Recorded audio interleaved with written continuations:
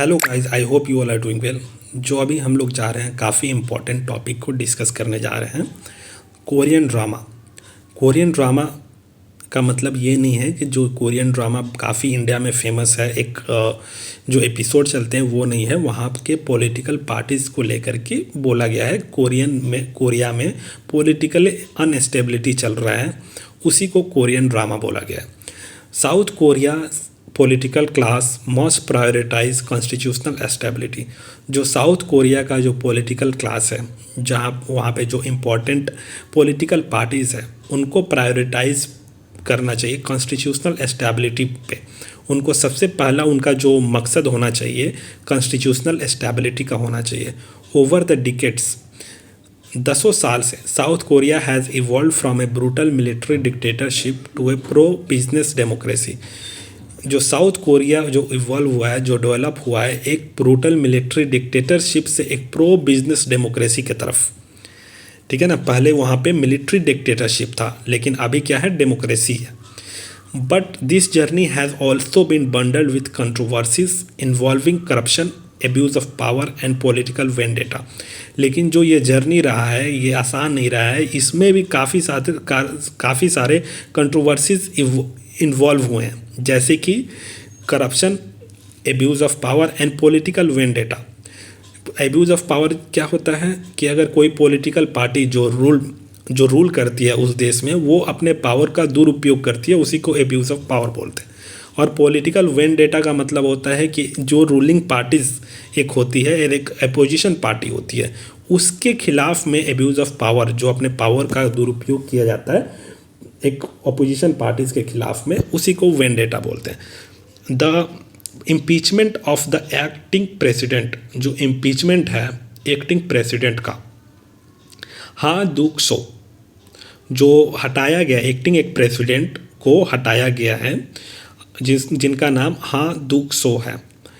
Who took charge a few days earlier, उन्होंने कुछ ही दिन पहले चार्ज लिए थे इस पोस्ट के लिए, एक्टिंग प्रेसिडेंट के लिए। वो कुछ ही दिन पहले उस कुर्सी पे बैठाए गए थे। Following the impeachment vote against president Yoon Suk Yeol, किसके बाद बैठाए गए थे? एक यो सुक यूल जो प्रेसिडेंट थे, उनको इम्पीच करके इनको बैठाया गया था, फिर इनको भी इम्पीच कर दिया गया।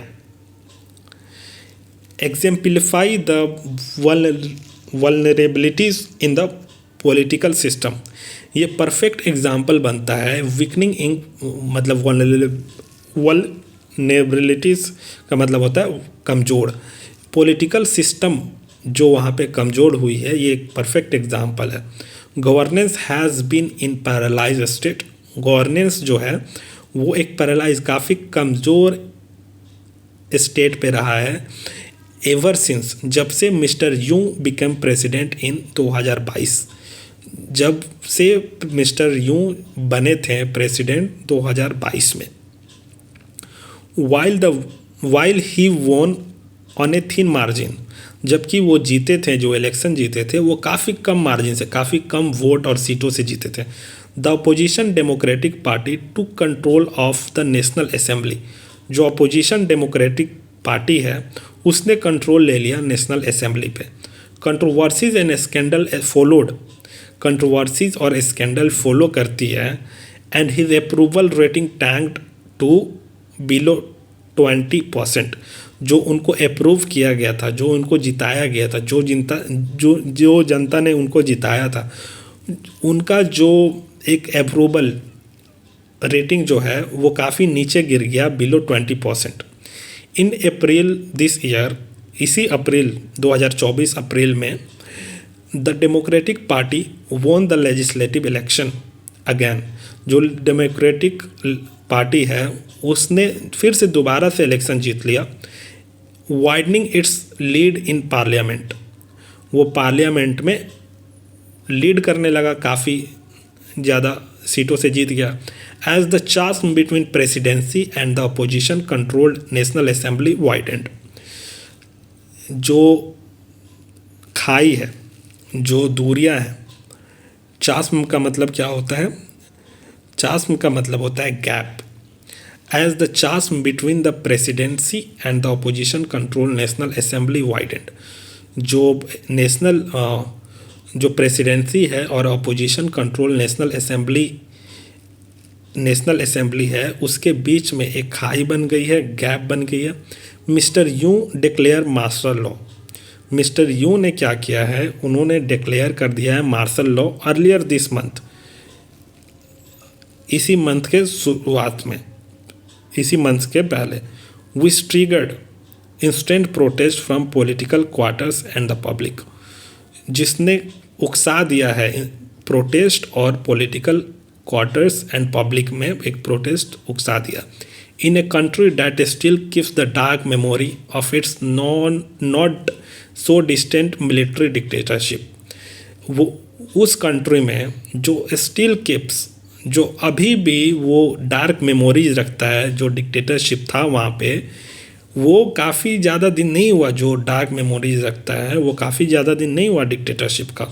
His move was seen as an extreme measure, उनका जो मार्शल लॉ का मूव जो था उसको एक एक्सट्रीम मेजर की तरह देखा गया, कदम की तरह देखा गया, जिसका लक्ष्य था टॉर्प डूइंग इट्स डेमोक्रेसी, मतलब डेमोक्रेसी को नष्ट कर देना उनका लक्ष्य था।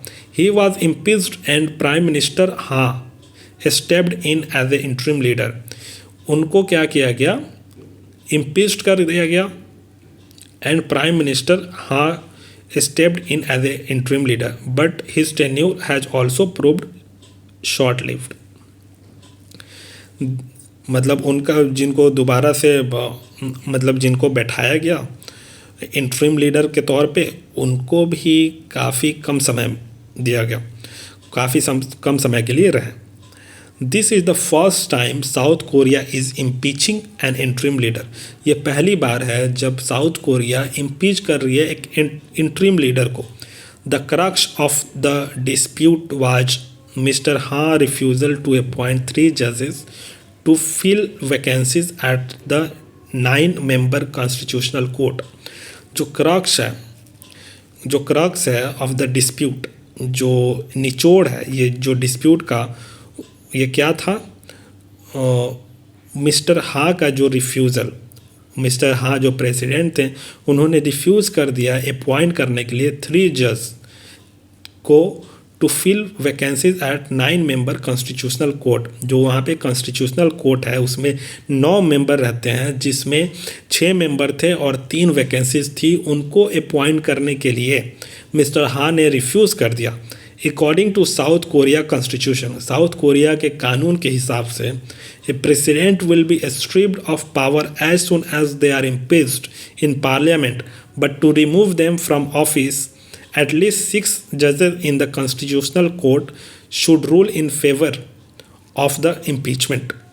According to South Korea constitution के हिसाब से a president will be stripped of power, मतलब प्रेसिडेंट को पावर से हटा दिया जाएगा as soon as they are impeached, जब जैसे वो इम्पीच होंगे उनको हटा दिया जाएगा पार्लियामेंट से, प्रेसिडेंट के कुर्सी से, बट टू रिमूव देम, उनको हटाने के लिए उनके ऑफिस से एटलीस्ट 6 जजेस इन द कॉन्स्टिट्यूशन कोर्ट, मतलब कम से कम 6 जजेस कॉन्स्टिट्यूशनल कोर्ट से शुड रूल, मतलब डिसीजन देने चाहिए in favour of impeachment, impeachment के लिए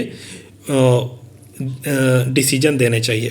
इसका जो पूरा जो ये है कि कोई भी अगर प्रेसिडेंट को इम्पीच किया गया तो वहाँ पे 6 जजेस को, उनको 6 जजेस उन पे इम्पीचमेंट पे डिसीजन देना चाहिए उनको ऑफिस से हटाने के लिए। द अपोजिशन अपोजिशन ने एक्यूज़ किया, आरोप लगाया mister of delaying the constitutional process.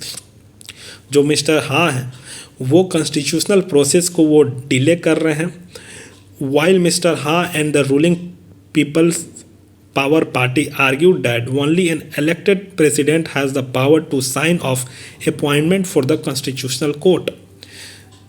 जो अपोजिशन ने आरोप लगाया डिले करने में कॉन्स्टिट्यूशनल प्रोसेस में, उसी में मिस्टर ने कहा और रूलिंग पीपल्स पावर पार्टी ने आर्ग्यू किया कि सिर्फ एक इलेक्टेड चुने हुए प्रेसिडेंट को ही पावर है कि वो अपॉइंटमेंट कर सकें कॉन्स्टिट्यूशनल कोर्ट के जजेस को।